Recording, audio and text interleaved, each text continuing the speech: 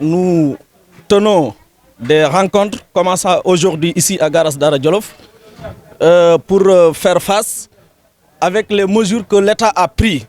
Parce que tout le monde sait que le secteur transport ne peut pas supporter ces mesures-là. L'application de 23 nouvelles mesures dans le secteur du transport, une pilule difficile à avaler pour les transporteurs de Touba. Face à des mesures jugées sévères, ces derniers exigent le départ du ministre des Transports et de l'Équipement Mansour Faye. Modou-Mbaye, responsable du transport à Touba, s'explique. Pour tous les véhicules transport, pour avoir du visite, il faut qu'on va à Dakar. Mais ça, c'est vraiment honteux.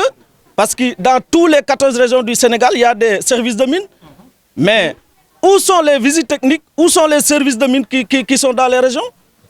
Mais tu sais bien que là, on n'acceptera pas jamais cette décision-là.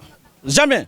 Pour que tous les véhicules transport, avant d'avoir une visite, il faut qu'on va à Dakar. Là, on dit non. On dit non. Maintenant, la décision finale que nous avons prise avec les syndicats, avec les présidents des gares routières, c'est de faire face avec l'État pour dire non dans cette décision, surtout la mesure des visites techniques. Aussi notre ministre tutelle, M. Mansour Faye, avec tout le respect que nous avons pour lui, mais tout le monde sait qu'il n'est pas l'expérience dans le domaine du transport. C'est pourquoi on dit non à M. le ministre et on exige le départ du ministre des Transports, M. Mansour Faye. Des mesures prises à la va-vite et selon les acteurs du transport, toutes les autorités religieuses vont être saisies, annonce Abdoumbaye, responsable transporteur Touba Guimbinde.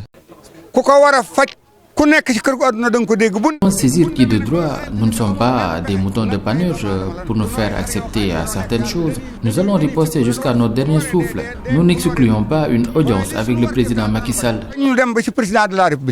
Les nouvelles mesures objets de polémique dans le secteur du transport, ces derniers à Touba invitent les autorités à revoir leurs copies et de privilégier le dialogue et la concertation en lieu et place de ce qu'ils appellent un forcing.